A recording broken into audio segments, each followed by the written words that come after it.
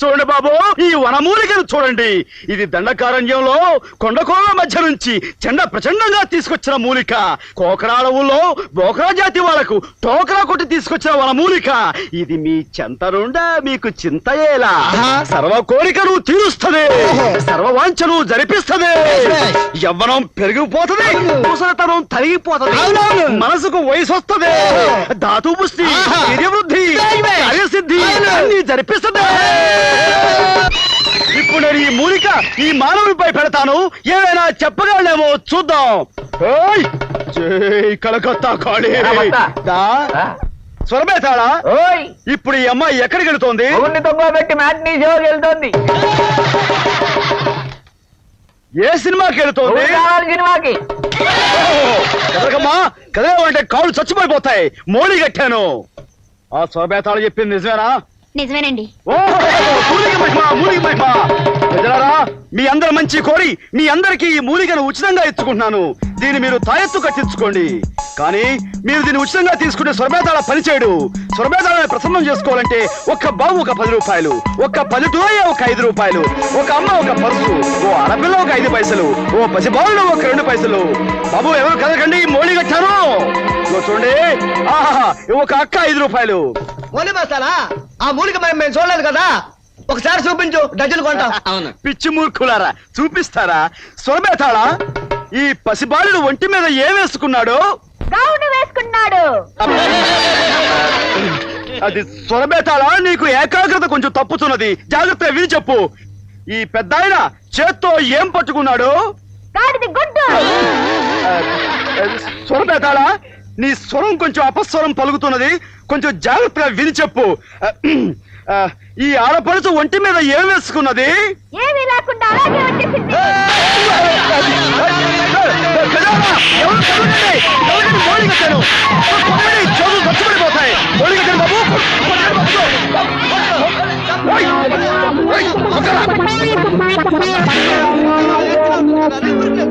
ఒరే అప్పలకొండ, నీ స్వరం ఏమైందిరా ఈ రోజున? లే లే చెప్తా. నువ్వు ఇందులో ఎప్పుడు దూరావు? మూలికలు అమ్మిన మూలిక. ఆ రోజు నన్ను బురదలో తోస్తావా? బాగైందా ఏంటి? దా దా పదా దా.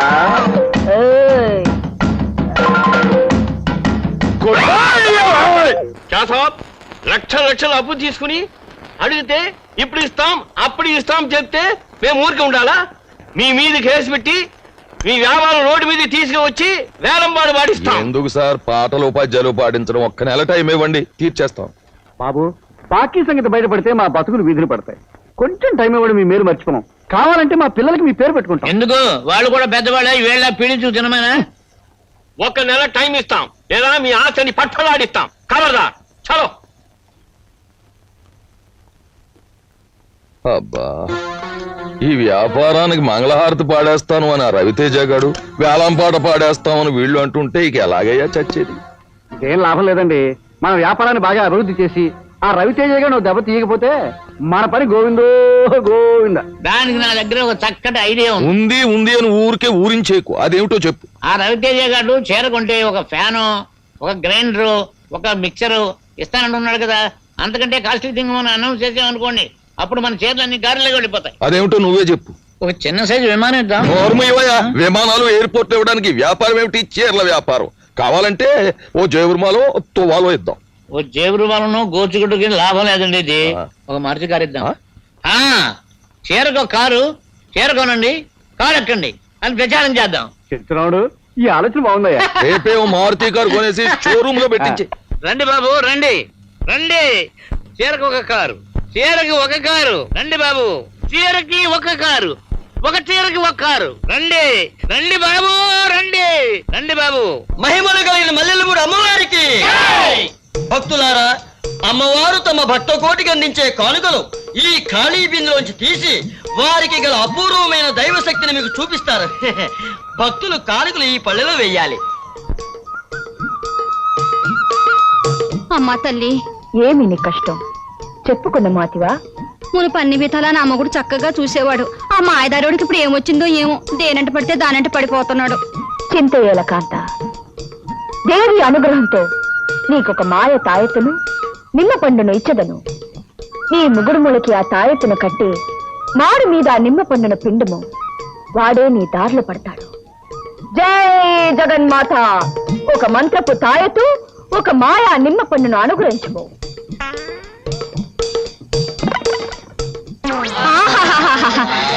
తల్లి, నువ్వు సాక్షాత్ కనకదుర్గం అమ్మా. నీ కానుగ్గా ఈ ఉంగరం ఇస్తున్నాను. బంగారుపుదేనా? అవునమ్మా, 24 క్యారెట్లు. ఇచ్చము ఇచ్చము. తల్లి జగన్మాత, జగన్మాత ఎన్నో ఏళ్లుగా ఎన్నో పెళ్లిళ్ళు చేసుకుని ఎంతో గట్టిగా ప్రయత్నం చేసినా నా కొడుకులు పుట్టడం లేదు. నా వంశం నాతోనే ఆగిపోతుంది. భయంగా ఉంది, బెంగగా ఉంది. మీరే రచించాలి తల్లి. భక్త, అక్కడ పెట్టము. అమ్మ కనిపెట్టేసింది. అప్పైపోయిందమ్మా. భక్త, నీకొక అద్భుతమైన అరటి పండు, ఒక శివలింగము ఇచ్చదను. లింగమునకు మొక్కుచు పండును మింగుము. జై జగన్మాత. ఒక అరటి పండు, ఒక శివలింగం.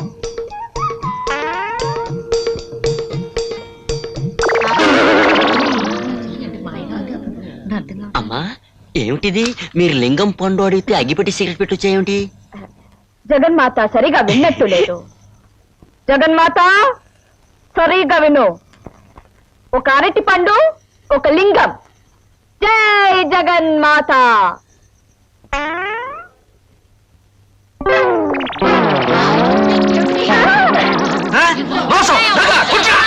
ఆవేశపడకండి భక్తులారా, ఆవేశపడకండి.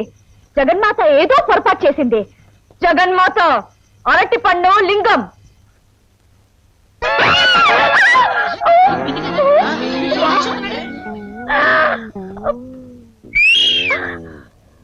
భక్తులారా, చూశారా ఈ పెద్ద బొక్కని? గమనించారా ఈ జగన్మాత మాయని? ఇది అన్యాయం. గాడిది గుడ్డన్యాయం. కావాలంటే దీని కింద దీని శిష్య పరమాణు ఒకడు సృహ తప్పిపడి ఉన్నాడు. వాడి పక్కన బోల్డైన శివలింగాలు, అరటిపళ్ళు, మామిడి పళ్ళు, తాయెత్తులు ఉన్నాయి. కావాలంటే చూసుకోండి.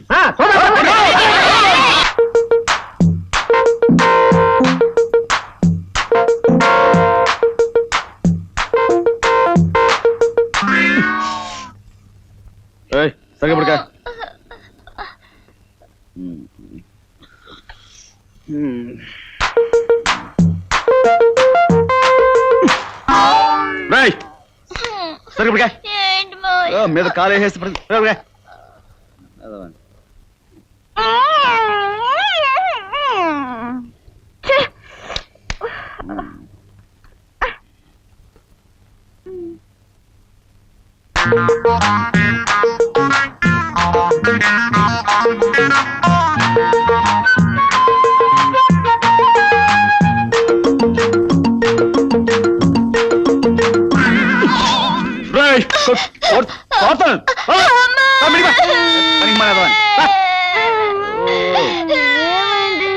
సరిగ్గా పడుకోకుండా మీద కాలేసి తొక్కుతున్నాడు.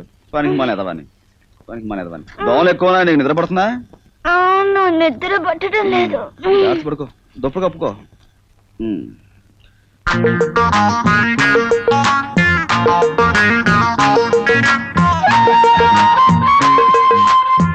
రైట్ అంటే చైతి. రైట్, నా కోపం వస్తుంది. కాల్తాయి. రైట్, దూరంగా పోరా. రైట్, ఏమిటి, నువ్వు నన్ను రేప్ చేయాలని ప్రయత్నిస్తున్నావా? నేను నిన్ను రేప్? నాకంతకంటే వేరే పని లేదనుకున్నావా? ఏ కాళ్ళు చేతులు మీదేస్తున్నావు? తిన్నగా పడుకోలేవా? నేను వేయలేదు, అవి పడ్డాయి. ఆహా, కాస్త ఒంటిని అదుపులో పెట్టుకో. వెళ్ళు, పడుకోపో. వెళ్ళా వెళ్ళా. నా మీద నుంచి నువ్వు లేస్తేనేగా. నీలాంటి దాన్ని తెచ్చుకుని ఇంట్లో పెట్టుకోవడం కొరివితో తల కోకున్నట్టు అవుతుంది.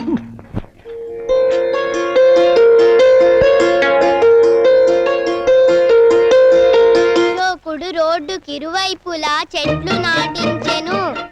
చూడు, భాను కట్టించిన హాస్పిటల్ ఓపెనింగ్ ఈ రోజే. నేను అక్కడికి వెళుతున్నాను. నాన్నగారు అడిగితే షేవింగ్ చేయించుకోవడానికి బయటకు వెళ్ళానని చెప్పు.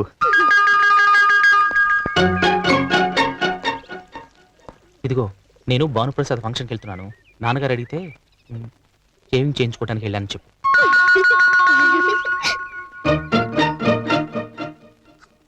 ఎప్పటికయ్యేది ప్రస్తుతమో అప్పటిగా మాటలాడి తప్పించుకు తిరుగువాడు ధన్యుడు సుమతి.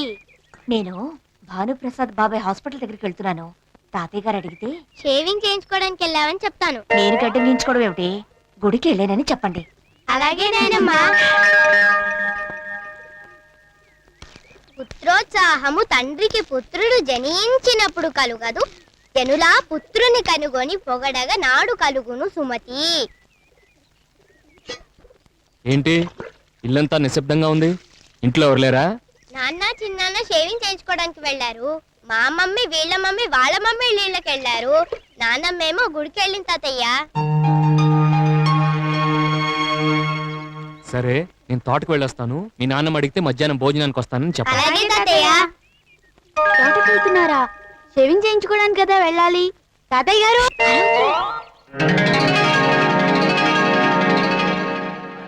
ఏమండి, టైం అయింది, ఇంకా మామయ్య గారు రాలేదు. తప్పకుండా వస్తాడు, నాకు ఆ నమ్మకం ఉంది. నమస్కారం, కూర్చోండి. Hello hello.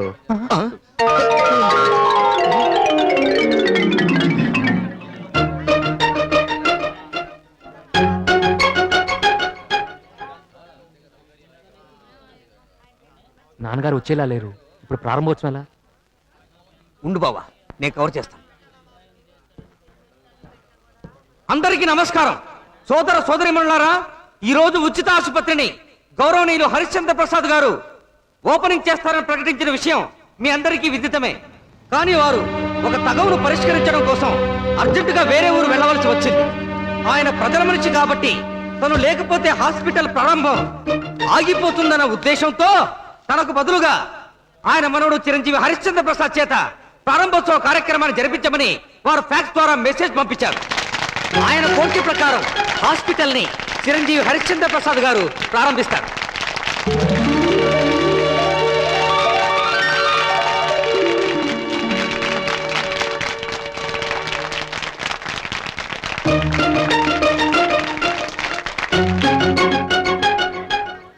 అందరికీ నమస్కారం. ఇంతకు ముందు గౌరవనీయులు జడ్జి గారు మాట్లాడినప్పుడు నేను కృషికి మారిపోయానని, ఎంతో మందికి ఆదర్శం అని నా గురించి గొప్పగా చెప్పారు. కానీ ఒకప్పుడు నేను పని పాట లేకుండా తిరిగిన వాడిని. అప్పుడు మా నాన్నగారు అనేవాడు, తాతలు సంపాదించిన ఆస్తులతో జల్సా చేసేవాడు వంశోధారకుడు కాడు, కష్టపడి సంపాదించాలి, కష్టంలో ఉన్న వాడిని ఆదుకుని అందరూ మెచ్చుకునేలా జీవించాలి అని. 10 మందితో పాటు బతకడం గొప్ప కాదు, 10 మందిలో నువ్వు ఒకడివి అని గుర్తింపు పడడం గొప్ప అని చెప్పేవాడు. ఆ రోజు ఆయన చెప్పిన మాటలే నా విజయానికి మెట్లయ్యాయి. ఈ రోజు ఈ హాస్పిటల్ కట్టడానికి కారణమైంది.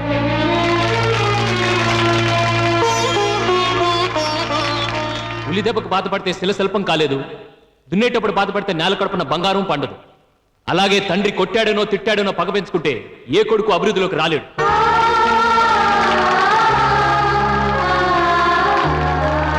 చివరిగా ఒక మాట, నన్ను బిడ్డగా పొందడం మా నాన్నగారి అదృష్టం అన్నారు. కాదు, ఆయన బిడ్డగా పుట్టడం నా అదృష్టం.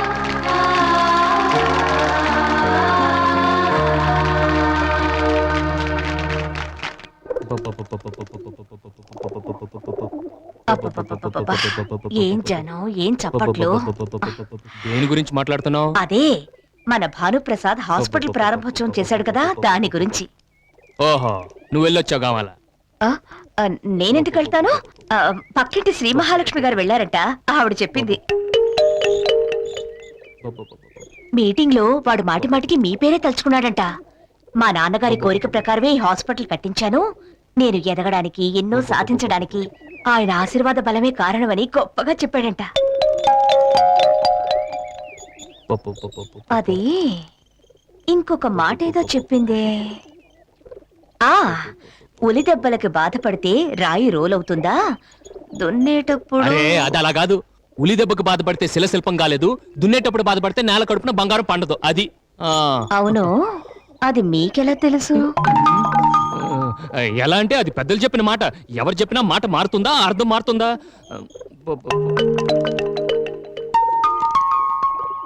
ఏంటి అలా అనుమానంగా చూస్తున్నావు? ఏం లేదు, మీటింగ్ కి వెళ్ళిన శ్రీ మహాలక్ష్మి గారే విన్నది విన్నట్టుగా చెప్పలేకపోయింది. మీరింత కరెక్ట్ గా చెప్తున్నారు కదా, ఒకవేళ మీరు కూడా మీటింగ్ కి వెళ్ళారేమో అని. నేనెందుకు వెళ్తాను? నాకు వేరే పని పాటలేదా ఏంటి? ఇవాళ శనివారం, తోటలో కూలీ లెక్క చూడటానికి డబ్బులు ఇవ్వడానికే టైం చాలేదు. అవునవును, మీకెక్కడ తీరిక? మీకు వెళ్లే తీరిక లేక ఈ పై పంచిని మీటింగ్ కి పంపించారా?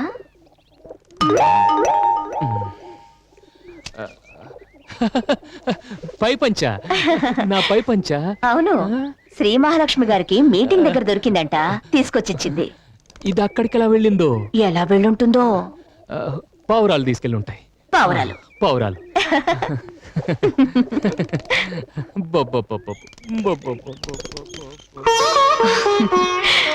దొంగ పావురాయ్. మీరనేది ఏమిటో మాకు అర్థం కావటం లేదు.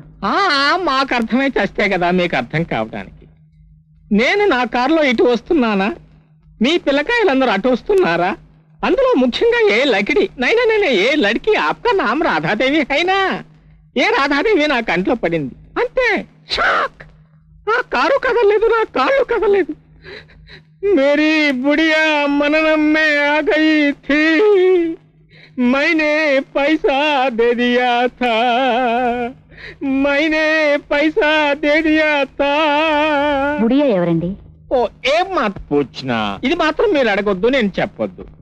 మగర్ ఏతో బోలుంగా, ఈ రాధాదేవిని చూడగానే మాకు ఏవేవో మననం చేవేవో జ్ఞాపకం, గుండె రగిలి పగిలి సాగరమే అవుతున్నది. మాతాజీ, నేను మీకు తండ్రి లాంటి వాడిని, ఈ బిడ్డలందరికీ తాత లాంటి వాడిని. ఈ రాధాదేవిని ఒక్కరోజు సిర్ఫ్ ఏక దిన్ మా ఇంటికి పంపిస్తే చాలు, మా గత జీవితంలో ఒక రోజు ఆనందంగా బ్రతుకుతాం. అమ్మా, నేను వెళ్ళను. రాధా తాతలాంటి వారు 50,000 ఇచ్చారు, వెళితే తప్పే ఉంది. వెళ్ళిరా. వెళ్ళిరామ్మా. తెలుసమ్మా, చెప్పిందంతా గుర్తుందిగా. చిన్నబాబు గారు అమ్మాయి గారిని తీసుకొస్తారు. ఆవిడ చూడగానే మీ ఇద్దరు బోరు అని అడవాలి. అలాగే బాబు.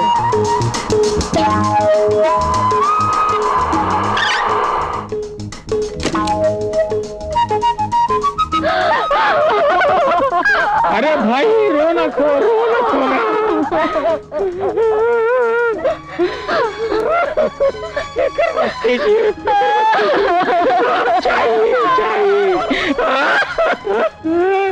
వాళ్ళిద్దరూ నన్ను చూసి ఎందుకు అలా ఏడుస్తున్నారు? ఏమీ లేదు పుల్లెమ్మ, చచ్చిపోయిన వాళ్ళ అమ్మగారు మళ్ళీ తిరిగి వచ్చిందని వాళ్ళు, చచ్చిపోయిన మా అమ్మగారు అంటే నా భార్య గారు తిరిగి వచ్చిందని నేను. ఆనందం పట్టలేక అదే పనిగా ఏడుస్తున్నాం.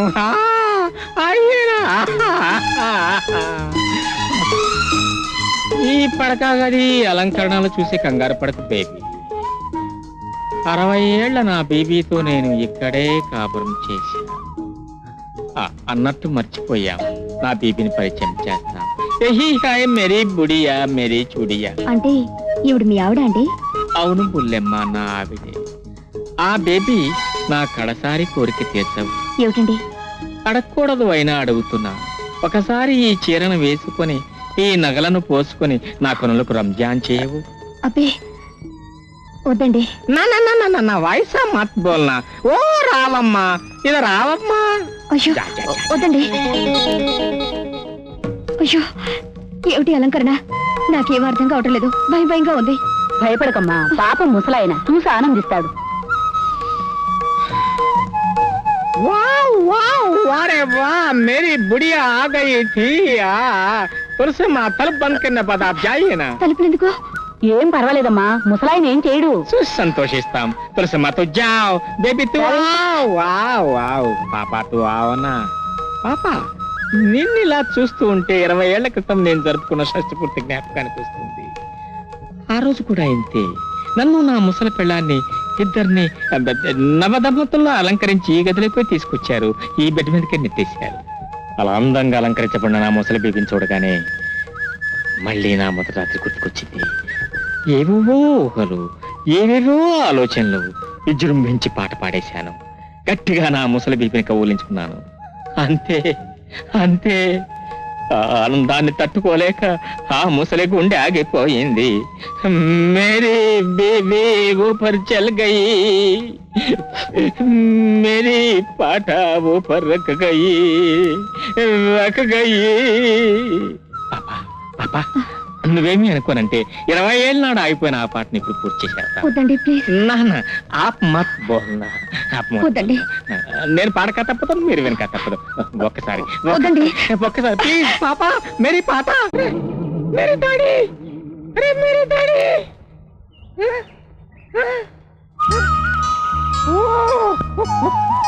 Sorry sorry. రాధా రాధా, ఓ రాధా, నిన్నే.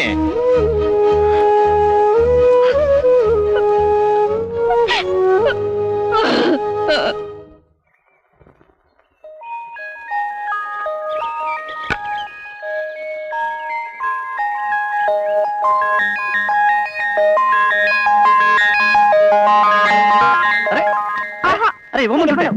అరే, ఏమిటిది? నేనివ్వను. ఇదెక్కడ సరసం? అమ్మయ్యా, ఇది సరసం అని అర్థమైపోయింది. సంతోషం. ఇస్తాను గాని ఓ చిన్న షరతు. ఏమిటిది? మరి ఈ సబ్బుతో బట్టలు ఉతుక్కుంటావా? ఛీ, కాదండి, నీ వీపు రుద్దుతా. అమ్మా, ఇదే అని ప్లాను. ఆ విధంగా దొంగటాకిద్దాం అనుకున్నావా? నేను ఒప్పుకోను, నాకు కుదరదు. నా సొప్పు నాకు ఇచ్చా. అది కాదండి, ఒక్కసారి అలా అలా అలా రుద్దేస్తా అంతే. ఆ. సరే, థ్యాంక్స్ అండి. ఏమండి, ఏమిటండి? మీ వీపు చాలా అందంగా ఉందండి. ఇప్పుడు ఏం చూసావు? చిన్నప్పుడు ఇంకా చాలా అందంగా ఉండేదట. బాగా తీసుకో.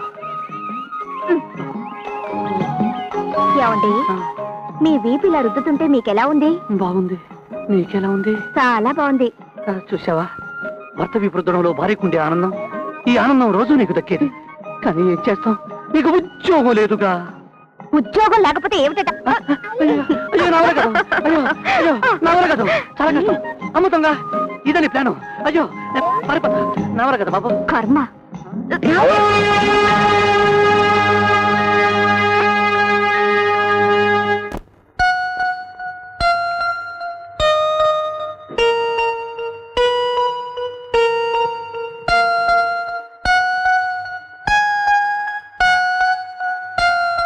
ఏమండి, ఏమండి, బయట చలిగా ఉంది కదా, ఇక్కడే పడుకోండి.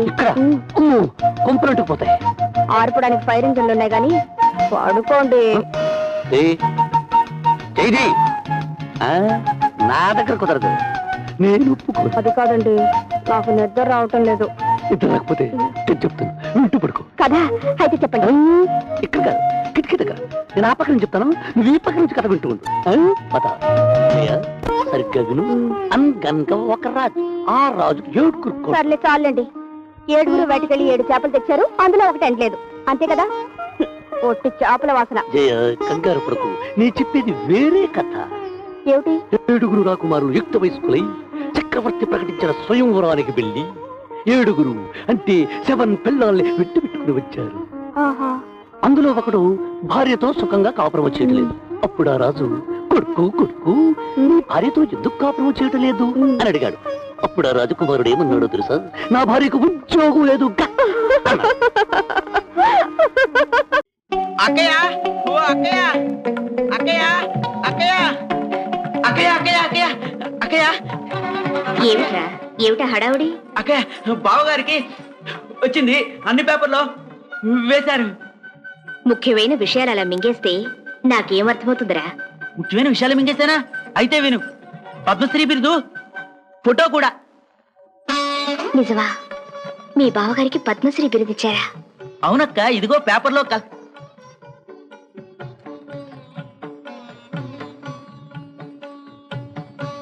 అప్పుడే ఎందరి కళ్ళు పడుంటాయో. ఆయన గారికి రాగానే దిష్టి తీయాల్సిందే. నువ్వు ఆయన అర్ధాంగివి కాబట్టి నీకు సగం పద్మశ్రీ ఇవ్వాల్సిందే, దిష్టి తీయాల్సిందే. చెప్పు, నీకు పద్మం కావాలా, స్త్రీ కావాలా? చెప్పు. పద్మం ఆయన విద్యకు, శ్రీ ఆయన కీర్తికి. ఎల్లకాలం ఆ 2 ఆయనకే ఉండాలిరా. అనంతో ఆయన వచ్చేటప్పటికి మేళతాళాల ఏర్పాట్లని ఘనంగా ఉండాలి. కరెక్ట్ అక్క, బాగుంది.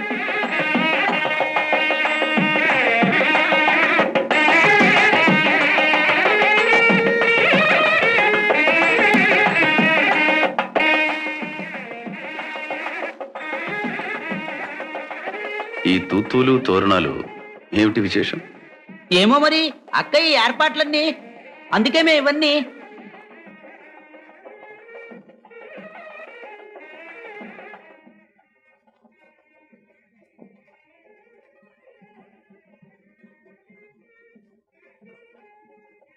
కొంచెం ఆగండి. ఇవాళ మన పెళ్లి రోజు కాదే, ఏమిటి హడావడంతా?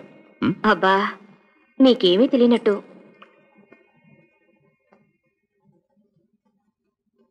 ప్రభుత్వం వారు మీకేమిచ్చారో తెలుసా? నిన్నివ్వలేదు, నా సంగీతాన్ని ఇవ్వలేదు. అబ్బా స్వర ప్రస్తారం ఆపి పల్లవికి రండి. మీకు ప్రభుత్వం పద్మశ్రీ బిరుదిచ్చింది. వారిస్తే మాత్రం మేము స్వీకరించాలి కదా. అదేమిటి? ఆ పద్మశ్రీ బిరుదులు ఇంకా ఎవరెవరికి ఇచ్చారో తెలుసా?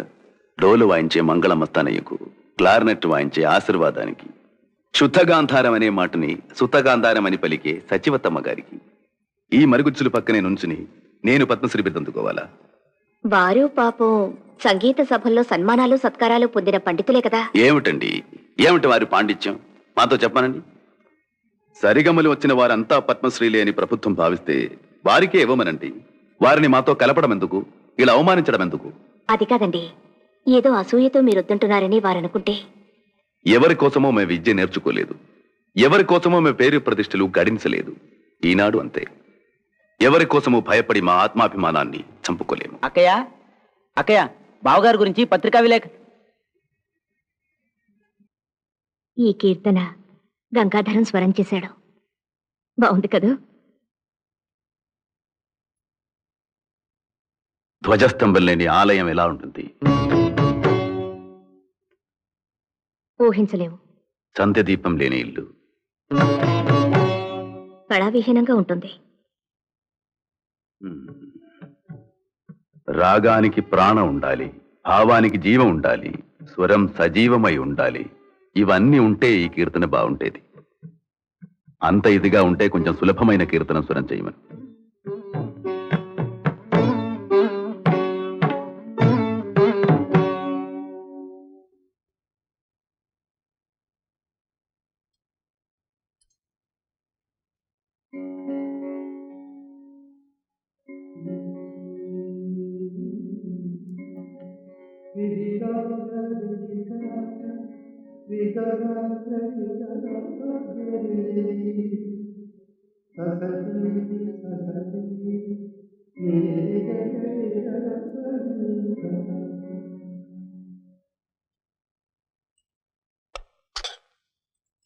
ఏమిటమ్మగారు, ఆ కీర్తన నువ్వే పాడుంటే ఆయన బాగుందనేవారేమో. భలేవారే, మీరు తక్కువ పాడారు. అమ్మో, అసలు ఆ కీర్తనకి నేను చేసిన రాగానికి ఏదో కుదురుండదు. కానివ్వండి, ఇంకొక కీర్తన తీసుకుని చూడండి చూడండి.